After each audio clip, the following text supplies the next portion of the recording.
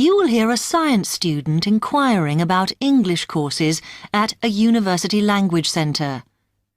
You now have 30 seconds to read questions 1 to 7.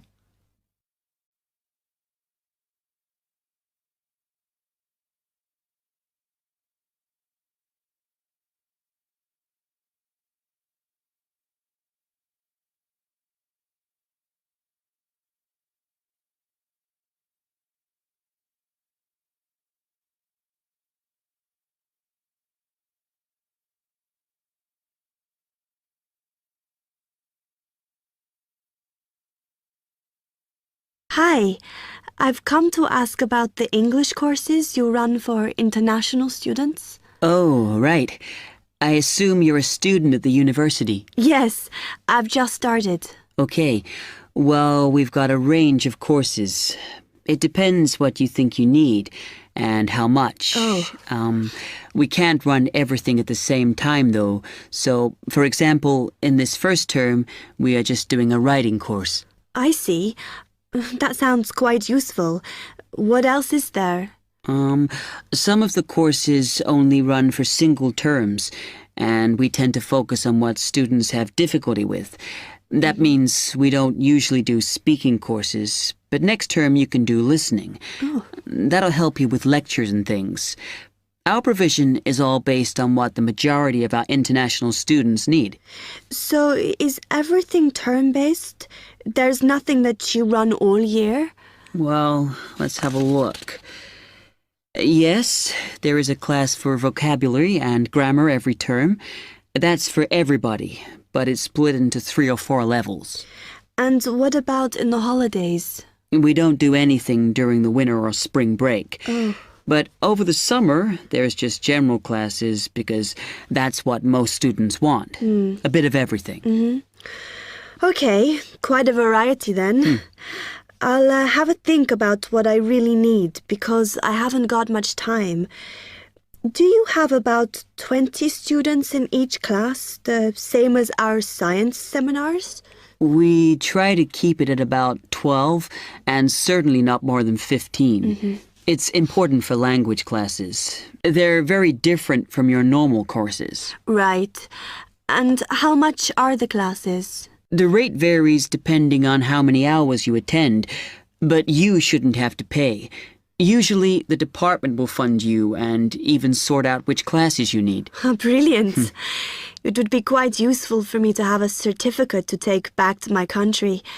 Do you put us in for exams? Yes, but we don't like them to clash with your main course exams in June, so we run them in May. Oh. That leaves you time for revision. Do I have to sign up for something now? I'm not quite sure what I want. Classes haven't quite started yet, so you've got time to decide what you do. All we insist is that you sign up before week 5. That gives you about 3 weeks to decide. Okay. You now have 15 seconds to read questions 8 to 10.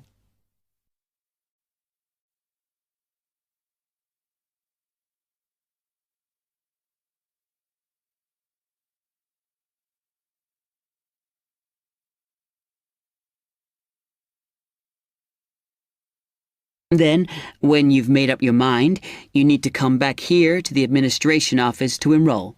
What do I need to bring with me when I enroll? My identity card, I guess. Yes, or your passport. Then you'll be given a registration form, which you'll have to show to the teacher when you have your first class. Okay. And should I ask my tutor about which classes I should do then? Yes. Then you get a note from him and give that to the desk when you register. Can I use the computers here as well? Yes. You'll be given a password when you go to your first class. So remember to bring a disk with you to save your work on, as you won't be allowed to save it on the hard drive. Okay. Will I need anything else? Dictionary? We've got loads of those here that you can borrow. But you'll need a notebook as we don't provide paper or files. Okay. Thanks.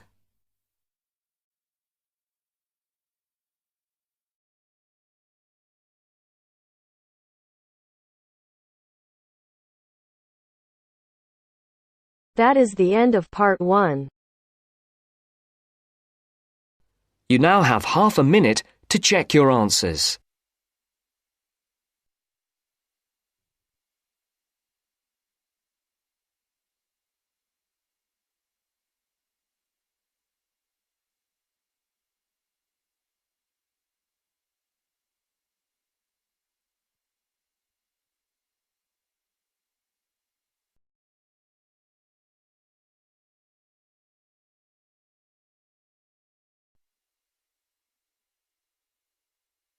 Now turns to part 2. Part 2. You will hear a tour guide welcoming a group of visitors to the British Library and telling them about the library and what they will see there. First, you have some time to look at questions 11 to 15.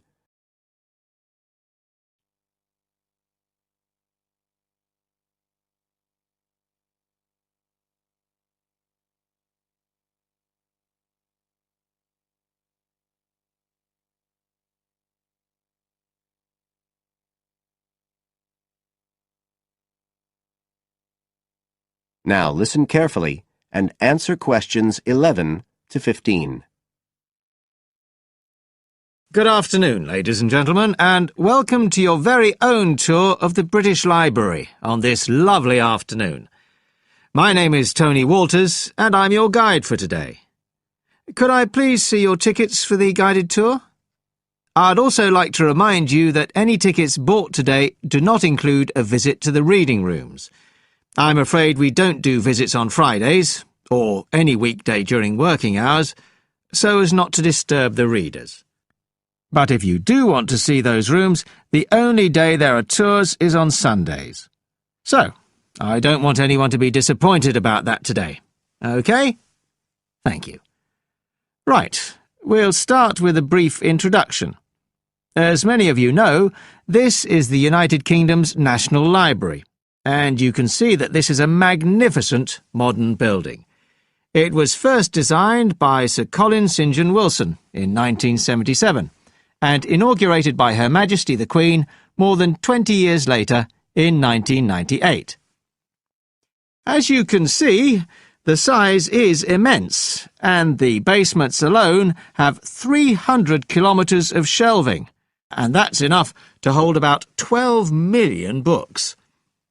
The total floor space here is 100,000 square metres, and, as I'll show you, the library houses a huge range of facilities and exhibition spaces.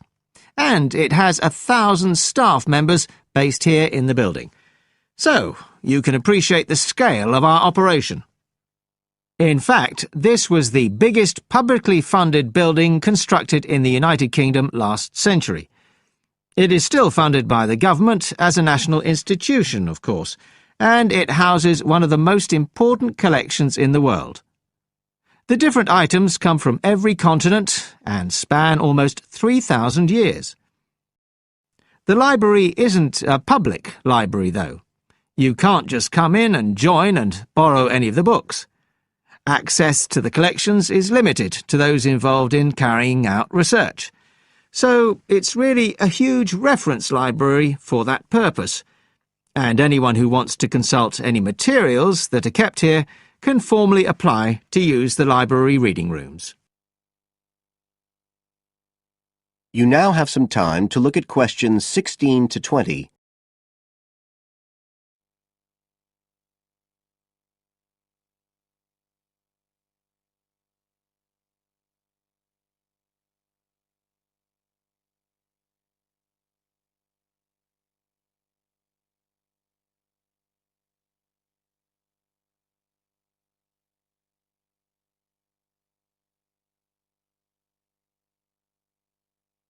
Now listen and answer questions 16 to 20.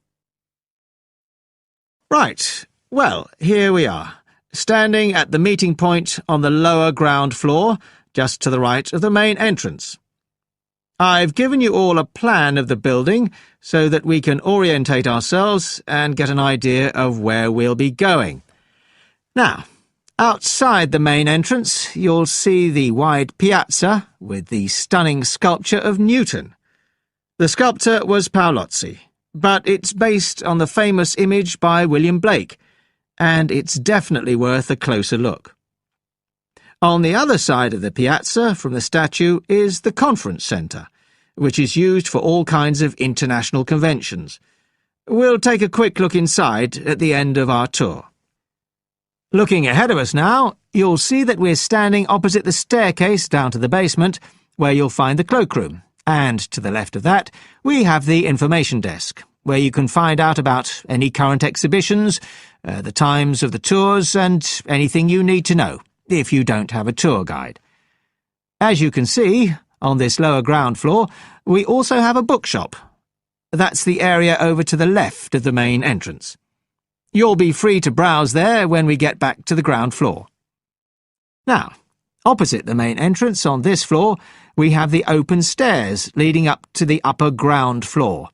And at the top of them, in the middle of the upper ground floor, you can see a kind of glass-sided tower that rises all the way up through the ceiling and up to the first floor. This is called the King's Library. It's really the heart of the building. It was built to house the collection that was presented to the nation in 1823 by the King. You can see it from every floor above ground. When we go up there, you'll find the library's treasures gallery on the left. Can you find it on your plan? That's the exciting one. So we'll be visiting that first, but we'll also take a look at the stamp display situated behind it on the way to the cafe.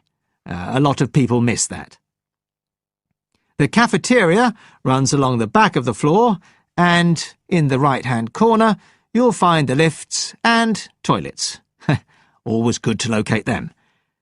The other main area on that floor is the public access catalogue section, and I'll show you how that operates when we get up there.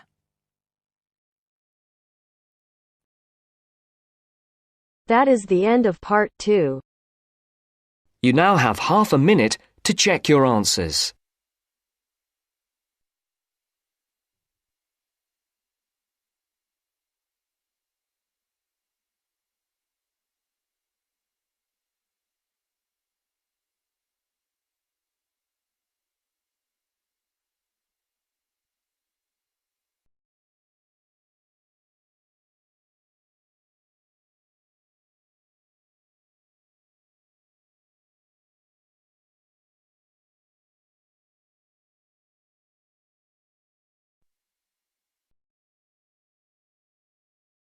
Now turns to part 3. Part 3. To hear a reporter from the New York Times who is presenting a news report prepared by Dion Searcy and Robert Gebeloff on the topic Middle Class Shrinks, further as more fall out instead of climbing up. First, look at questions 21 to 23.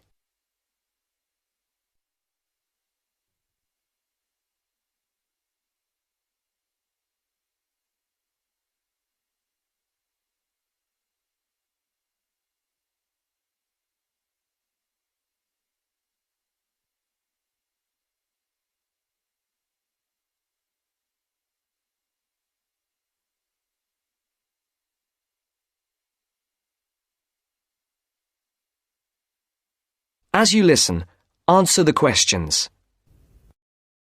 The middle class that President Obama identified in his State of the Union speech last week as the foundation of the American economy has been shrinking for almost half a century. In the late 1960s, more than half of the households in the United States were squarely in the middle earning, in today's dollars, $35,000 to $100,000 a year.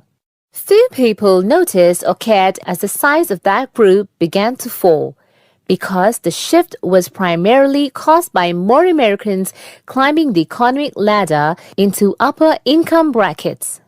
But since 2000, the middle class's share of households has continued to narrow, the main reason being that more people have fallen to the bottom.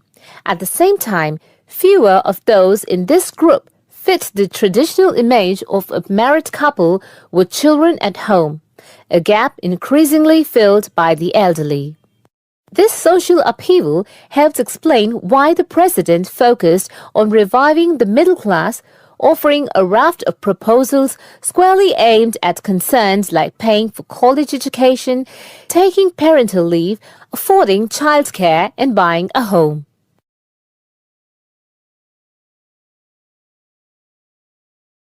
Before the conversation continues, look at questions 24 to 30.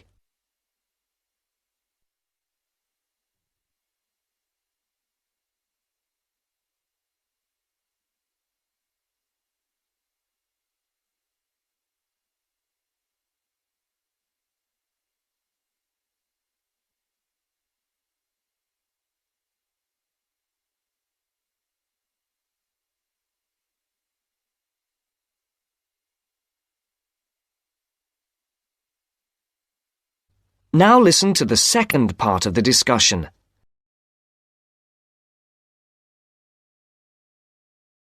Mr. Obama told Congress and the public, "Still, regardless of their income, most Americans are identified as middle class. The term itself is so amorphous that politicians often cite the group in introducing proposals to engender wide appeal. The definition here starts at $35,000, which is about 50% higher than the official poverty level for a family of 4 and ends at the 6-figure mark. Although many Americans in households making more than $100,000 consider themselves middle class, particularly those living in expensive regions like the Northeast and Pacific Coast, they have substantially more money than most people. However, the lines are drawn. It is clear that millions are struggling to hang on to accoutrement that most experts consider essential to a middle-class life. I would consider middle class to be people who can live comfortably on what they earn, can pay their bills, can set aside something to save for retirement and for kids in college, and can have vacations and entertainment, said Christine L. Ovens, Executive Director of the National Employment Law Project.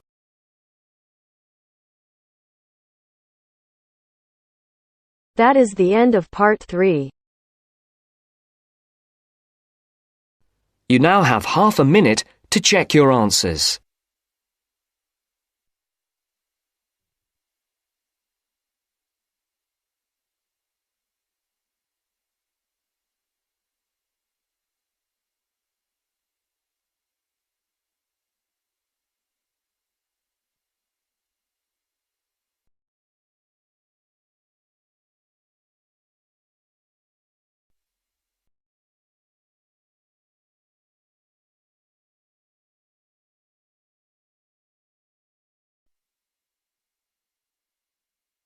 Now turns to part 4. Part 4.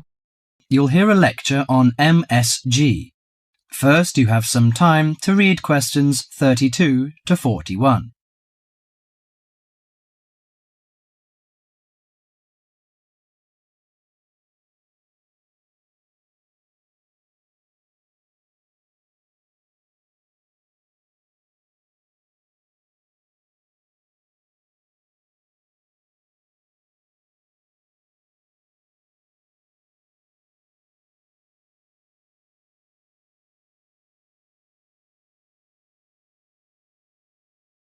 Now listen to the conversation and answer questions 32 to 41.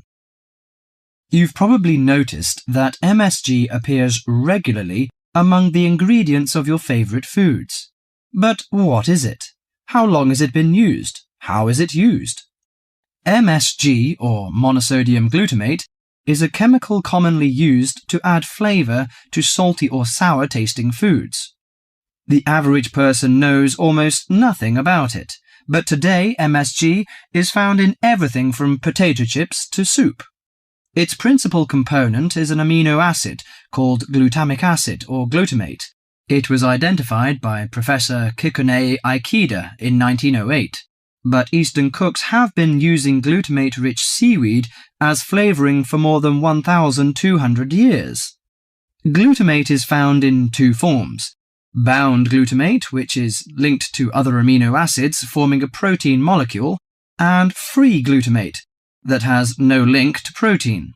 Only free glutamate is effective in enhancing the flavor of food. Foods often used for their flavoring qualities, such as tomatoes and mushrooms, have high levels of naturally occurring free glutamate. MSG is usually produced through fermentation of corn, sugar beets, or sugar cane.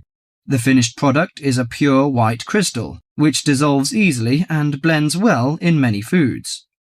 Monosodium glutamate enhances the basic flavor of many foods. New studies also show that MSG elicits a unique taste that is known as umami in Japan and often described by Americans as a savory, broth-like or meaty taste.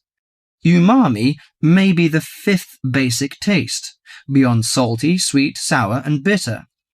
As an integral part of cuisines around the world, this savory taste is common to the bouillons of Europe, the oyster sauce of China, the soy and fish sauces of Southeast Asia, the pizza of Italy, and the chowders and stews of America. MSG helps bring out the best natural flavors in a variety of foods such as meat, poultry, seafood, and vegetables. While MSG harmonizes well with salty and sour tastes, it contributes little or nothing to sweet or bitter foods. Results of taste panel studies indicate that a level of 0.1 to 0.8% MSG by weight in food provides optimum enhancement of the food's natural flavor. This is within the range of glutamate that naturally occurs in foods. Approximately 1/2 teaspoon of MSG is an effective amount to enhance the flavor of a pound of meat or 4 to 6 servings of vegetables or soup. MSG is a self-limiting substance. Once the proper amount is used, adding more contributes little to food flavor. Overuse of MSG, as with many other seasonings and spices, may cause some foods to have an undesirable taste. There is simply no substitute for wholesome, quality food and good cooking techniques. MSG makes good quality food taste better, but will not improve the flavor of poor quality food. Disturbingly, scientists have known since the 1960s that MSG kills brain cells in young animals. Further research suggested that MSG may also be responsible for ailments ranging from skin rashes to irregular heartbeat and depression. Reports vary on just what percentage of the population is sensitive to MSG. One researcher put the figure as high as 30%. But food industry-sponsored studies have suggested it as low as 1 to 2%. Baby food manufacturers agreed to take MSG out of their products in the 1970s, but it is still widely used in other foods. This is because MSG is an economical way of stimulating great taste. If you're making a chicken stew but can't afford a whole chicken, why not use a little chicken and a lot of MSG? Consumer groups in the USA campaign regularly against its use, but for many of us, MSG will continue to be a part of everyday life. Food, it seems, will always be a matter of personal taste. That is the end of part 4.